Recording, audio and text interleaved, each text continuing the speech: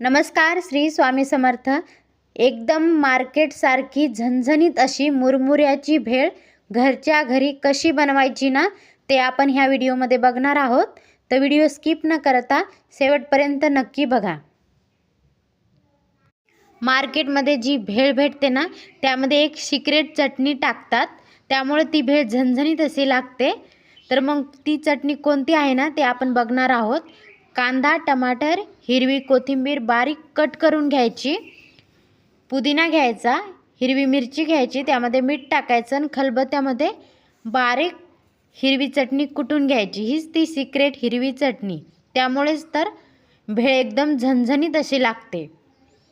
एक भांडं घ्यायचं कोणतं पण, इथे मी कढई घेतली, त्यामध्ये मुरमुरे टाकून घ्यायचे. इथे मी भाजलेले मुरमुरे घेतलेत.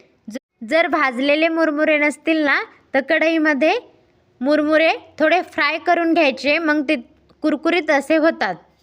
त्यामध्ये आपली सिक्रेट चटणी टाकून घ्यायची, पुदिना आणि हिरवी मिरचीची चटणी टाकून घ्यायची.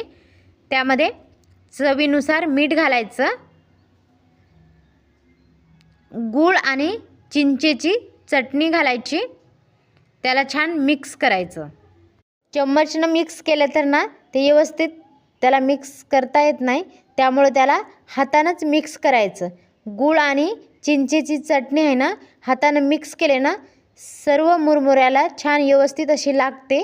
मग त्यामुळे तर आपली भेळ एकदम टेस्टी लागते. म्हणून हातानं त्याला मिक्स करून घ्यायचं.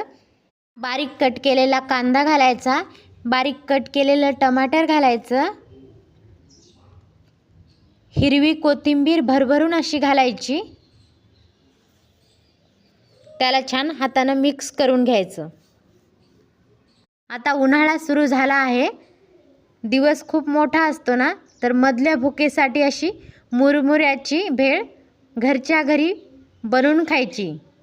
मग काय, घरात जर लहान मुलं असतील त्यांना पण भेळ आवडती. लहानांपासून तर मोठ्यांपर्यंत सर्वांनाच भेळ ही मुरमुऱ्याची भेळ आवडते. तर मग काय, घरच्या घरी अशी झणझणीत अशी मुरमुऱ्याची भेळ बनवून खायची.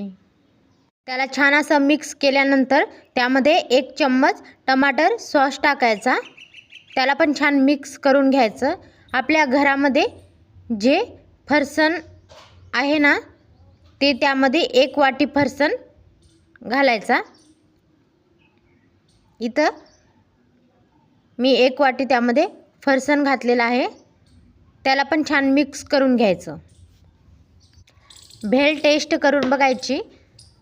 मीठ जर हवं असेल ना आपल्याला आणखीन, तर त्यामध्ये आणखीन मीठ टाकून घ्यायचं. त्याला छान एकजीव करून घ्यायचं. बघू शकता आपली इथे भेळ मस्त छान दिसत आहे ना, एकदम झणझणीत अशी. त्यामध्ये कट केलेला अर्धा लिंबू पिळून घ्यायचा. लिंबू टाकल्यामुळं काय होतं ना, भेळ खूप छान लागते. म्हणून त्यामध्ये अर्धा लिंबू पिळून घ्यायचा.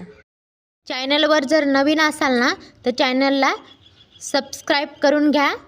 तुमच्यापैकी मुरमुऱ्याची अशी झणझणीत अशी भेळ कोणाला खायला आवडते ना, ते कमेंट बॉक्समध्ये मला नक्की सांगा. आणि या पद्धतीने एकदा घरच्या घरी झणझणीत अशी मुरमुऱ्याची भेळ करून बघा, खूप टेस्टी लागते.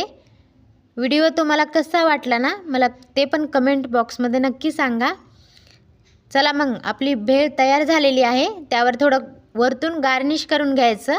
बारीक कट केलेली हिरवी कोथिंबीर घालायची, बारीक कट केलेला वरून थोडासा कांदा घालायचा आणि मस्त एन्जॉय करायची भेळ. मला झणझणीत अशी भेळीची रेसिपी कशी वाटली ना, मला कमेंट बॉक्समध्ये नक्कीच सांगा. लाईक करा आणि चॅनलला सबस्क्राईब करा. भेटूया अशाच पुढच्या व्हिडिओमध्ये. श्री स्वामी समर्थ सगळ्यांना. बाय.